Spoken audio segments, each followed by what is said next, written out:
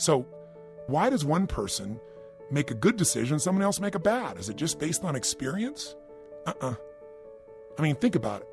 Right now, moment to moment, there's something controlling every decision you make.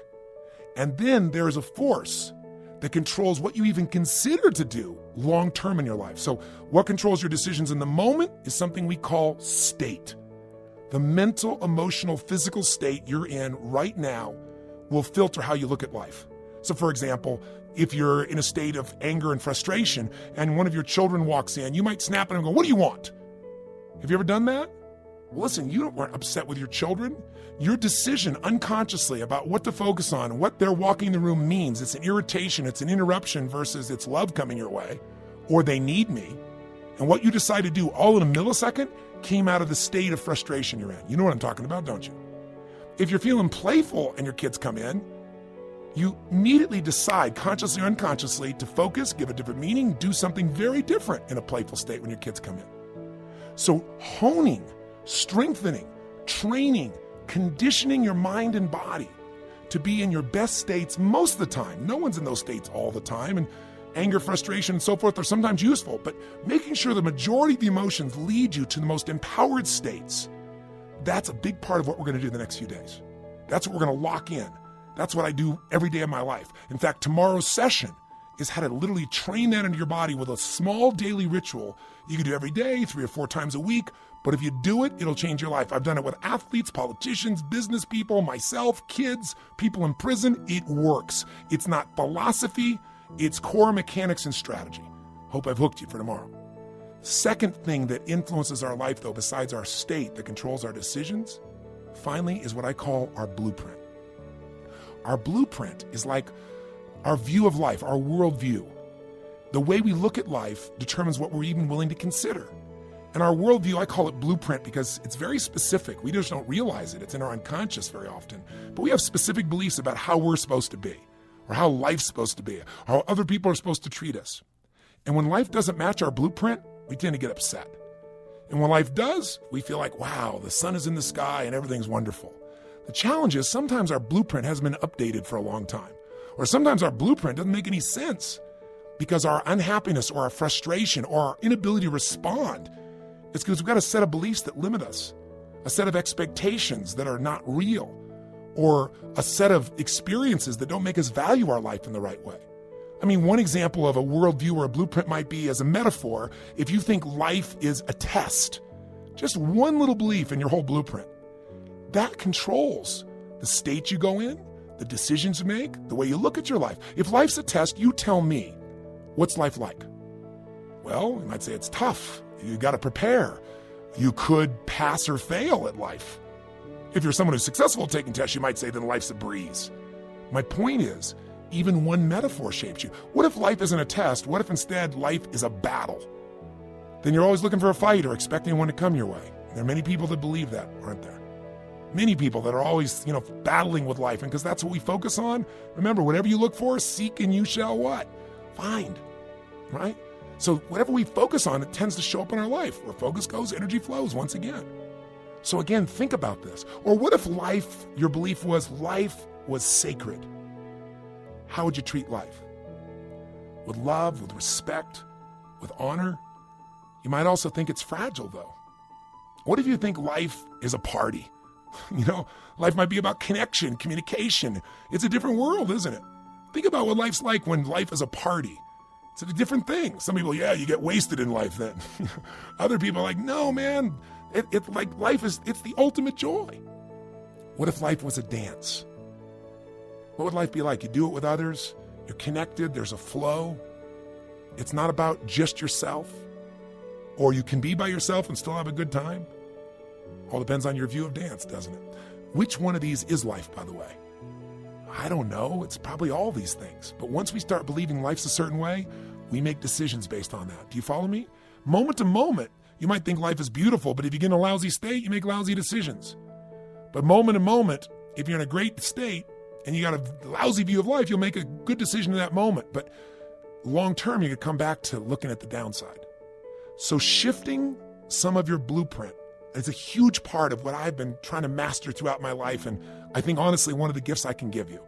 because I've been with so many people, because I've helped people make so many changes. I mean, my ultimate experience of this is my weekend, Unleash the Power Within or Date with Destiny, where we do this for 5 or 6 days, and you see people completely change their entire experience of life because everything they see and notice and appreciate is changed by the shift in their beliefs and their values and the rules, by the shift in their blueprint.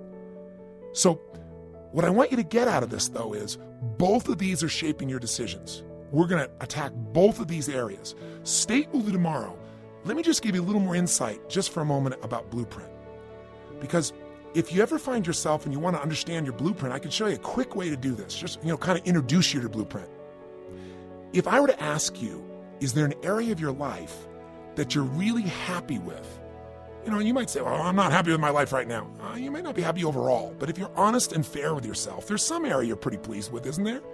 If one area is not doing well, some other area is, even if many areas aren't going well. We tend to think like, okay, well, my career's not where I want to be, so my life is over. We tend to overgeneralize, or my relationship's not where I want to be, so I have no life. You got a body, you got some friends, maybe you have your kids, maybe your career is good. What is it? Is it your sense of joy or emotion? Is it your body? Is it your finances? Is it a career? Is it the spiritual side of life? Is it your friendships? If I were to ask you now, what's an area of life you're really happy with? What area would that be? And as I ask you that, I'd really like to ask you, if you're not driving, if you're driving, you might want to pull over and do this for 2 minutes. I mean, I meet people all the time from my original personal power program that do that. Or at least take the time to really think about this. But if you're not driving or running, jogging or something, grab a piece of paper and a pen. And it will only take a minute, but writing it down will crystallize it for you. The point of the matter is, I want you to write down the answer to a question. The question that I get people to understand a little about their blueprint is to say, what's an area of life that really makes you happy, or that you're really happy about right now? Now, some people's blueprint says, I'm never happy. Happiness is absurd. It's a joke. We don't need happiness. Okay, then what's an area you're somewhat pleased with? And as you get to that area, as you think of it now, I want you to answer and write down a second question, if you can write it down. Write down a couple sentences or a paragraph. And the question is this: why? Why are you happy in this area of your life? Why? And I tell people all the time, I'm the why guy. I've had so many people over the years say, come up to me, hey, you're that motivational guy, aren't you? I don't need any motivation. And I'll say, that's obvious. I mean, you're obviously motivated. All people are. I'm not here. I never did give anyone any motivation. I'm not about that. I'm the why guy. I want to know, what is your motivation? What is your motive for action? What does drive you? Better yet, I want to know why you're so motivated, you say, to accomplish something, to lose weight, to change your career, to make a difference, to change your body. But each day you eat more donuts. You seem to be more motivated to do that. Or each day you don't do what's necessary, you don't make the calls, you don't follow through. Why is it you say you want something, but you seem to do the opposite? Why? Don't you want to know the answer to that? Or why is it the thing that you say you don't want, you seem to do every day? See, we're going to answer these questions, not in a philosophical way, but by understanding you. So let's start with this on what you're happy about. Why are you happy with this area of your life? And I've been kind of planting seeds so you can think about it, jot it down. But maybe while I'm doing this, I'll ask some people here. I've got, 4 people here in the studio. And I'll call on a few people here, and I'll just ask those, because some of them are actually doing this exercise, I see. So I'd like to ask them maybe to give, you don't have to give your name, so I'll give you guys privacy. But let me ask 1 or 2 people here, what's an area of your life you're really happy about, or you're really pleased with? And then why are you happy in that area? And give me that answer. So while you're writing, listen and see if this relates to you in any way. Maybe you have a different point of view, but it'll show you the same formula. Because if I were to say to you up front, I'm going to show you the formula for happiness, what BS. If I tell you, you'll doubt it. But if I can get you to uncover it and see it's true, you'll know it's true in your life as well. So why don't we start with you, Madame? What's the area of your life that first comes to mind that you're most pleased with? I'd have to say my relationships. Okay. My relationship, I should say. Relationships or relationship? Relationship. Okay, good. I bet he's happy to hear that. Right. So, and I'm sure there are many relationships you're happy with, but you're talking about your intimate relationship? I am. I'm talking about my boyfriend. Okay. Tell me this. Why are you so pleased with that area of your life? Why are you happy right now in that area of your life right now today? Because I found a person who loves me no matter what I am. If I'm quirky, if I'm crazy, if I'm passionate, if I'm, just out there. He loves me, he accepts me, he encourages me to be like that, and we just have the most wonderful time together. And I I just enjoy being with him so much. So let me offer everyone now the formula for a moment, and then I'll ask someone else theirs, and you'll see if this works for you. So I say to people that whenever you're happy in an area of your life, here's the formula. If you're happy there in that area of your life right now, it's because your current life conditions in that area of your life, and the conditions of your life in that area, and I have a little formula, I call it LC for life conditions equals BP. What that means is your current life conditions, your conditions of your life in that area, in your case, your relationship, match or equal your blueprint of how it should be in a relationship. Is that true? Is your idea of how a relationship should be, is it should be someone who accepts you no matter what, who loves you no matter what style or approach you have, and that you enjoy being with? I mean, would that be fair to say that that's your idea of how it should be? Absolutely. And when life is how it should be based on our blueprint, we're happy. Now, the only challenge is sometimes we have a blueprint that's not very fair. Fair to ourselves, fair to life, fair to other people, but we'll get deeper in that in a moment. Let me do another example. Can I use one of the gentlemen here? Can you share with me, sir, what's the area of your life you're really pleased with right now? Right now, I'd say it's my work. Your work. Okay, good. I'm glad you're doing that right now then. So, works out well.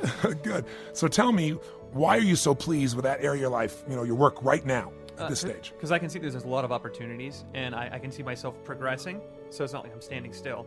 And I'm really happy with where I am. I've worked hard to be where I am, and it's really starting to pay off. Okay, so again, if the formula was really true, and what was making you happy was that your life conditions right now in this area called work matched your core expectation, maybe not your ultimate goal, your ultimate dream, but your core expectation of how it should be. Is that true? Is that why you're happy? Is your idea of work is something that you got to be making progress? You can't be standing still, that there's got to be great opportunities in front of you, that you got to feel this sense of momentum that I'm hearing you describe. Is that true for you? Absolutely. Okay. So that formula is the base. Now, by the way, I can give anyone a formula right now for happiness overall. You just mentioned it, unconsciously. Happiness comes from progress. And the reason is life is growth. If we're not grown, we don't feel alive. What I can promise you in the days ahead is massive transformation and growth in you. Not because I'm so good, but because you're going to be focusing on what matters most to you. And you're going to align your life with your blueprint, or you're going to align your blueprint with your life, one of the two, depending upon what makes more sense for you. But what I want you to hear in both these people's examples is the reason they're happy in that area of their life is very simple. Today, right now, currently, their life conditions match how they think it should be. Again, they may want even more, but the base level is met, and that equals happiness. That equals fulfillment. So now let me ask all of you, and obviously the person I'm talking here directly by way of this audio program, let me ask you the second question. And notice I didn't start with this one because not everyone wants to go here, but let's be honest with each other. If we're going to make progress, we got to be able to see that sometimes there's a gap between where we are and where we want to be. So let's make that progress. Let's not just talk inspiration. Let's talk the truth. What's an area of your life today that you are not happy with, that you're not pleased with? Maybe you're really unhappy with. What's an area of your life, if you're totally honest, and I don't care how successful, how brilliant, how smart you are. Listen, I've dealt with 3.5 million people, some of the most successful in the world and some of the most challenged. Everybody, if they're honest, has an area where there's a gap between where they are and where they want to be. Again, if you're doing great in your career, maybe you're not doing so good in the amount of time you spend with your kids, and there's a little unhappiness to that, or not enough time in your intimate relationship. If you're doing great in your intimate relationship, maybe you're not handling your finances really well. Or maybe your finances are going great, but your body's not where it wanted to be. Or all those are great, but man, the spiritual side of life, you're not given the time to connect with God or to have a sense of meaning or contribution in your life. If you're totally honest, what's an area of your life you're not happy with, or you're at least not thoroughly pleased, for those who can't own any area that needs to be massively improved? Think about it. And, truthfully, you may be on a roll right now in your life. I don't know where you are personally. We all go through different seasons, right? Some of us, you might be in the fall where you're reaping all your efforts and you're feeling this great sense of reward. You're on a roll. You might be in winter where it feels like I'm picking up this program as a last resort. That guy with the big teeth, maybe he can do something for me. I don't know, Or maybe you're in the springtime. You're starting a new chapter of your life. Maybe you picked up this program for that. Or maybe you're in the summer where you planted some great seeds and you're like, where's the crop? It's getting hot. I've been working hard. Where's the reward? Whatever season you're in your life, even in the best seasons, there are some challenging times or some challenging areas. Where is an area of your life you're not happy with? Because I want to show you the formula for unhappiness. or disappointment or frustration. But let's pick a place you're unhappy with.